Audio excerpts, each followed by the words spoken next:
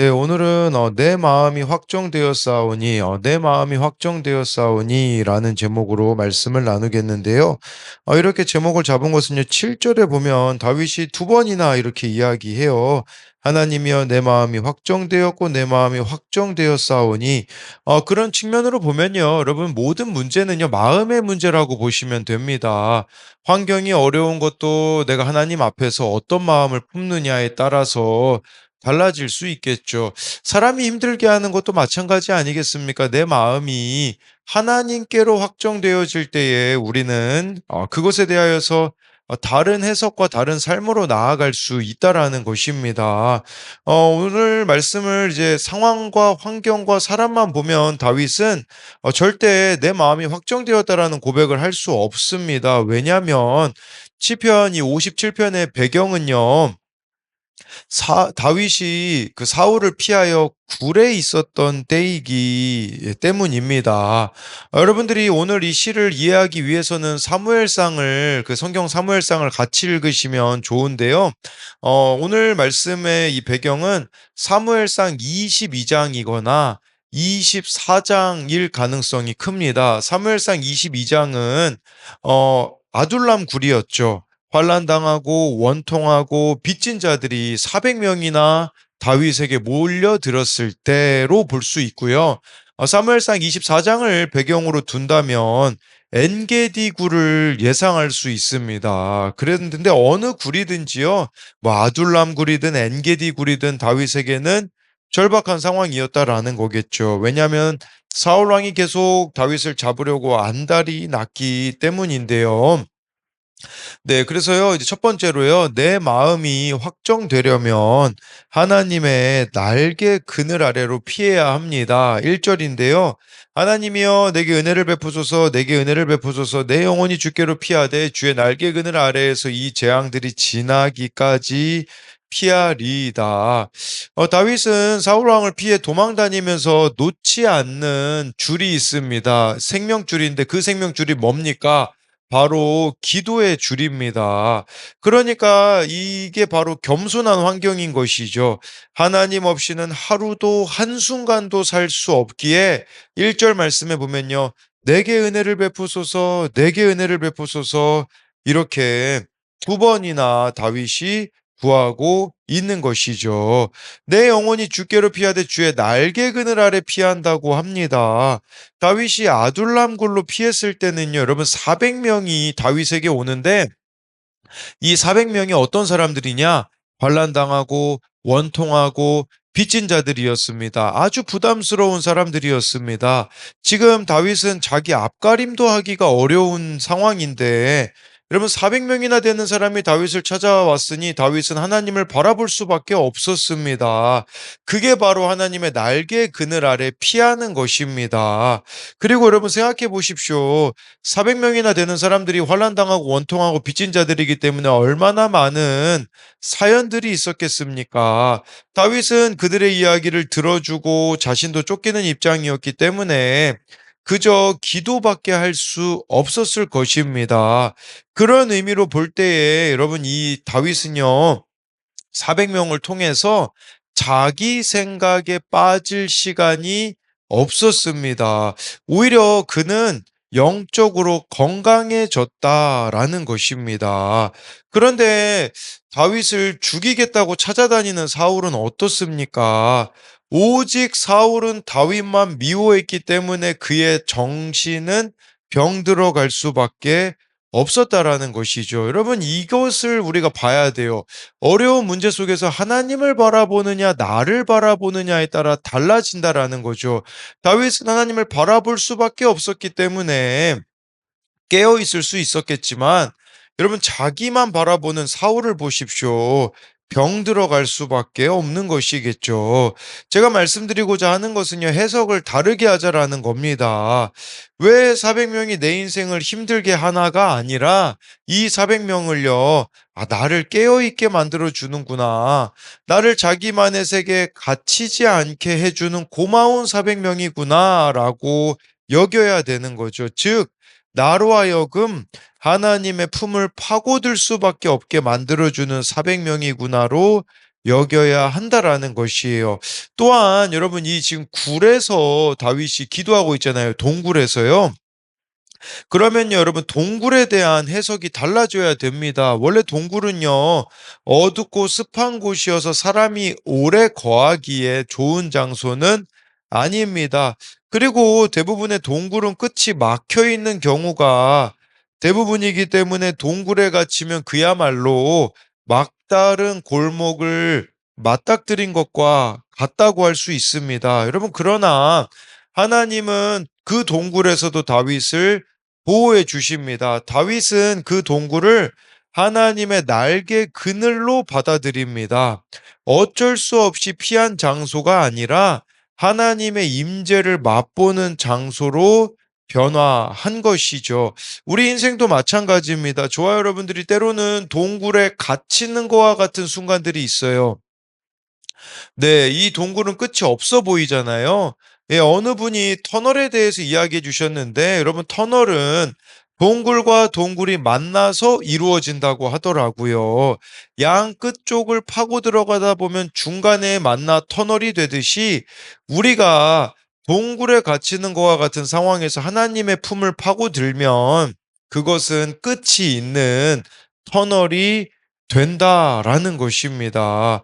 우울하다고 우울해하고만 계시지 마십시오. 그때 우리가 해야 되는 것은 바로 하나님의 은혜를 1절 말씀처럼 구할 때 여러분 그 고난이 그 우울함이 반드시 끝을 맺을 날이 올 거다라는 것입니다. 이건 제가 그냥 하는 말이 아니라 다윗의 인생을 통해서 할 수 있는 고백인 것입니다. 4절 5절을 보면요. 내 영혼이 사자들 가운데서 살며 내가 불사르는 자들 중에 누웠으니 곧 사람의 아들들 중에라. 그들의 이는 창과 화살이요 그들의 혀는 날카로운 칼 같도다. 하나님이여 주는 하늘 위에 높이 들리시며 주의 영광이 온 세계 위에 높아지기를 원하나이다.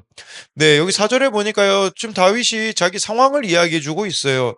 지금 사자들 가운데 살고 있는 것 같아요. 여러분, 사자들 가운데 여러분들이 살고 있다고 생각해 보십시오. 누가 나를 물어뜯을지 모르는 상황이 있는 것이죠. 뿐만 아니라 불사르는 자들 중에 지금 자기가 누워 있는 것 같다라고 표현하고 있어요. 누가 나를 지금 불에 던질지 알지 못하는 아무도 사람을 믿을 수 없는 상황이라는 것이겠죠. 그래서 창과 화살과 칼로 지금 누가 나를 죽일지 모르는데 여러분 이때 우리가 이 땅만 바라보시면 안 됩니다. 그때 우리에게 필요한 것은 뭡니까? 5절이죠. 하나님을 바라보는 거죠. 하나님이여 라고 하면 주는 하늘 위에 높이 들리시며 주의 영광이 온 세계에 높아지기를 원하나이다라는 이 다윗의 고백은 뭐냐면 땅만 바라보지 않겠습니다. 이 뜻입니다. 나는 하나님의 주권을 인정합니다라는 그 고백인 거죠. 여러분 우리들에게도 필요한 것은요. 어떤 일이 있어도요. 땅만 바라보지 마십시오. 사람만 바라보지 마시고 환경과 상황만 바라보지 마십시오. 그 가운데 하나님을 바라보며 하나님의 주권을 인정해야 된다라는 겁니다. 김영준 목사님이 쓰신 괜찮아 다시 시작해라는 책에요. 머레이 설렘이라는 이 흑인 극작가가 있는데요. 그의 할머니는요, 하루에 100번 이상 하나님 감사합니다를 외치며 살았다고 합니다. 여러분, 하루에 100번 이상 감사하다고 외치려면 좋은 일이 있을 때만 아니라 나쁜 일 속에서도 감사를 고백해야 되거든요. 이 머레이가 5살이 되었을 때 학교를 갔는데요. 학교에서 백인 아이들이 흑인 아이를 무시하며 놀리기 시작했대요. 그때 이제 이 머레이가 학교 가기가 싫어지는 거죠. 예, 학교 가기 싫어했던 머레이에게 할머니는요, 백인들이 놀릴 때마다 하나님 감사합니다라고 말하라고 했다고 합니다. 머레이는요, 그 말을 듣고 말도 안 된다고 생각했대요. 근데 며칠 후 백인 아이들 여럿이 몰려와서 머레이를 흑인이라고 놀렸습니다. 머레이는 울음을 참으려고 이를 악물었지만 결국 눈물을 흘리고 속에서 분노같이 솟아오르고 견딜 수 없어서 어떻게 해야 할지 몰랐다고 해요. 그때 할머니가 늘 하던 고백이 생각났다고 합니다. 머레이는 하나님 감사합니다라고 외치기 시작했는데 얼마쯤 이 감사를 반복했을 때 이상한 일이 생겼다고 합니다. 그것은 뭐냐? 울음이 그치고 분노가 사라졌다고 하더라고요.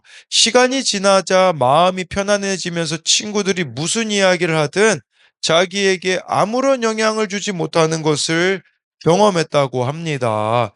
여러분, 이게 바로 하나님의 주권을 인정하는 것이에요. 여러분들에게 오늘 어떤 일이 기다리고 있을지 모릅니다. 그때 우리가 해야 되는 게 뭐겠습니까? 하나님 감사합니다라고 하면서요. 하나님을 바라보며 나아가는 것이 우리에게는 필요하다라는 것입니다. 그래서 이것에 대한 적용 질문은요. 지금 내가 갇혀 있는 동굴과 같은 상황과 환경은 무엇입니까? 하나님을 찾을 때 그 동굴이 터널이 될 것을 믿습니까? 이 터널이 된다라는 건 아까 동굴과 동굴이 만난다고 말씀드렸잖아요. 한쪽에서는 내가 반대쪽에서 하나님이 찾아와 주고 계시다라는 거거든요. 그러니까 우리가 동굴에서 하나님을 찾을 때 그 고난, 그 어려움은 반드시 끝날 날이 있다라는 측면으로 설명을 드렸고요. 또 한 가지 적용 질문은 하나님의 주권을 인정함으로 하나님 감사합니다라고 고백해야 하는 것은 무엇입니까? 인간적인 눈으로 보면요, 여러분 절대 지금 감사할 수 없는 것들이 있을 수 있어요. 그런데 하나님의 주권을 인정함으로 내가 감사하며 나아가야 되는 것이 무엇이 있는가를 생각해 보자라는 것입니다. 두 번째로는요, 내 마음이 확정되려면 새벽을 깨워야 합니다. 7, 8절인데요. 하나님이여 내 마음이 확정되었고 내 마음이 확정되었사오니 내가 노래하고 내가 찬송하리이다. 내 영광아 깰지어다 비파와 수금아 깰지어다 내가 새벽을 깨우리로다. 여러분, 우리가 어려움을 당하면 가장 좁아지는 게 뭐겠습니까? 마음입니다. 마음의 여유가 없어지게 되어지는 것이죠. 저는 하나님 없는 인생 가운데도 일어나는 일이 마음이 좁아지게 되고 자기 생각에 갇히게 됨을 봅니다. 그러나 여러분, 우리가 아무리 힘들어도 하나님을 찾게 되어지면요. 영적으로 깨어나게 됩니다. 마음이 넓어지게 되어지는 것이죠. 다윗이요, 지금 7, 8절에 고백을 하는 것은요, 영적으로 깨어나겠다라는 것입니다. 절망적인 상황에서 하나님을 예배하겠다라는 거죠. 그래서 7절 후반절에 내가 노래하고 찬송하리다라고 합니다. 8절에서요, 내 영광아 깰지어다 비파야 수금아 깰지어다 내가 새벽을 깨우리로다라고 하는 것은요. 여러분, 어두운 밤은 그냥 지나가는 게 아닙니다. 시간이 지난다고 지나가는 게 아니에요. 여러분, 뭐 시간이 약이라는 말도 있는데 물론 어느 정도 시간이 흘러야 회복되어지는 경우가 있습니다. 그러나 완전히 회복되기 위해서는요. 그저 시간만 지나갈 것을 바랄 것이 아니라 내가 깨워야 하는 새벽이 있습니다. 새벽을 깨운다라는 것은 내가 영적으로 깊이 잠들어 있었는데 이제는 그거를 깨워야 된다라는 거죠. 새벽을 깨운다라는 것은 우리들에겐 이런 의미가 될 수 있어요. 하나님 앞에서 안 하던 것들을 하라라는 의미인 것이죠. 예를 들어 새벽 기도를 안 하는 사람은 새벽 기도를 시작하는 것도 될 수 있고요. 하루를 시작하는데 말씀과 기도가 없는 사람이라면 말씀과 기도로 하루를 시작하는 것도 될 수 있어요. 또한 내가 안 하고 있던 순종 있잖아요. 그걸 하는 것도 새벽을 깨우는 것이라고 볼 수 있는데 이것은 하나님과의 관계에 있어서 영적인 지각 변동이 일어나야 된다라는 것입니다. 다윗은요, 사울 왕에게 쫓기면서 비파와 수금을 연주할 마음의 여유가 없었을 겁니다. 그러나 비파와 수금아 깰지어다라는 것은 하나님의 임재를 회복하겠다라는 겁니다. 여러분, 우리에게 필요한 것은 새벽을 깨우는 즉 하나님과의 관계의 깨어남이 일어나야 된다라는 것입니다. 여러분, 힘들면 힘들다고만 주저앉아 계시지 마시고요. 하나님께 더욱 깨어 있으셔야 합니다. 하나님과의 관계에 더욱 집중해야 된다라는 거겠죠. 저에게 이 새벽을 깨우는 것은 수요일마다 이제 전도의 자리에 가는 겁니다. 저는 뭐 교회 안에만 머물러 있다고 누가 저에게 뭐라고 하겠습니까? 우리 교회 성도님들 신방하는 것만 저는 솔직히 해도 되겠죠. 그리고 뭐 다음 세대들을 만난다라는 것은 공개적으로 제가 상처받는다라는 의미도 될 수 있거든요. 그럼 전도 자리에 안 나가면 되는 거 아니겠습니까? 근데 어제는 아내 또 교회 청년들과 초등학교와 터미널에 가서 이렇게 두 번 나누어서 전도를 하였습니다. 그것이 저에게는 새벽을 깨우는 것입니다. 사람들로 인하여 힘들고 지친다고 낙심만 할 게 아니라 전도의 자리로 나아가는 것이 새벽을 깨우는 것이죠. 어제 우리 교회 집사님에게 이제 들은 이야기가 있는데 집사님이 힘든 상황 가운데 계시거든요. 그래서 제가 월요일 날 전화를 드리며 말씀드렸던 것은 새벽 기도에 나오셔서 기도해 보자고 하였습니다.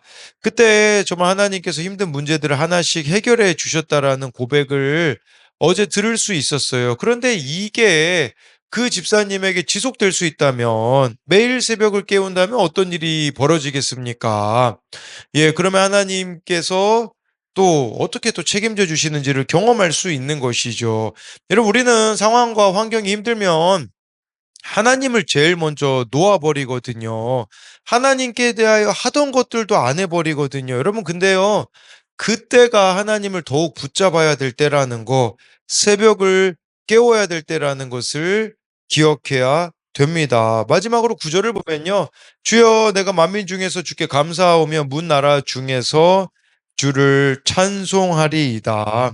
하나님의 날개 그늘을 경험한 사람은요, 여러분, 어디서든 찬송합니다. 언제든 하나님의 이름을 높이는 일에 주저하지 않는 것이죠. 그러니까요, 감사와 찬송이 끊이지 않잖아요. 이걸 보셔야 돼요. 여러분, 하나님의 임재가 회복된 사람은요, 모든 일들 중에 하나님께 대하여 감사할 수 있고요. 모든 상황 속에서 하나님을 찬송할 수 있다고 구절은 우리들에게 고백해 주고 있어요. 여러분, 우리는 문제 상황을 올바르게 해석할 줄 알아야 합니다. 더 중요한 것은 우리가 처해 있는 그 상황 속에서 하나님을 만나는 것입니다. 사울을 피해 숨었던 어둡고 음침한 동굴이 하나님의 날개 그늘이 되고 찬송의 장소가 될 수 있었던 이유는 다윗이 그 동굴 안에 계신 하나님을 만났기 때문일 것입니다. 여러분, 우리가 하나님을 만나면요, 고난의 장소가 찬송의 장소가 되고요, 힘들게 한 사람이요, 나의 구원을 위해 수고한 사람으로 바뀌어지는 은혜가 있게 될 것입니다. 그래서 이것에 대한 적용 질문은요, 지금 내가 깨워야 할 새벽은 무엇입니까? 예, 깨워야 할 새벽이라는 것은요, 하나님과의 관계에 지금 변화가 일어나야 될 것이 무엇인가를 묻는 질문이에요. 그러니까 안 하던 거 지금 해야 되는 거, 그게 무엇인가를 묻는 거겠죠. 또 한 가지는요, 하나님을 만남으로 고난의 장소가 찬송의 장소, 힘들게 한 사람이 나의 구원을 위해 수고한 사람으로 바뀌는 은혜를 경험한 적이 있습니까? 여러분, 내 마음이 바뀌면 돼요. 내 마음을 하나님으로 채우면요, 고난의 장소가 찬송의 장소, 힘들게 한 사람이 내 구원을 위해 수고한 사람으로 바뀌어지게 되어지는 겁니다. 네, 오늘 말씀을 정리하자면요, 내 마음이 확정되려면 첫 번째로는요, 하나님의 날개 그늘 아래로 피해야 합니다. 다윗은 동굴에 있었지만 동굴이 하나님 날개 그늘 아래로 피하는 장소가 되었던 것이죠. 왜냐하면 그곳에서 하나님을 찾았기 때문입니다. 그래서 여러분들도 동굴에 갇히는 상황이 하나님을 찾아야 될 때라는 것을 기억하자라고 설명을 드렸고요. 내 마음이 확정되려면 두 번째로 새벽을 깨워야 합니다.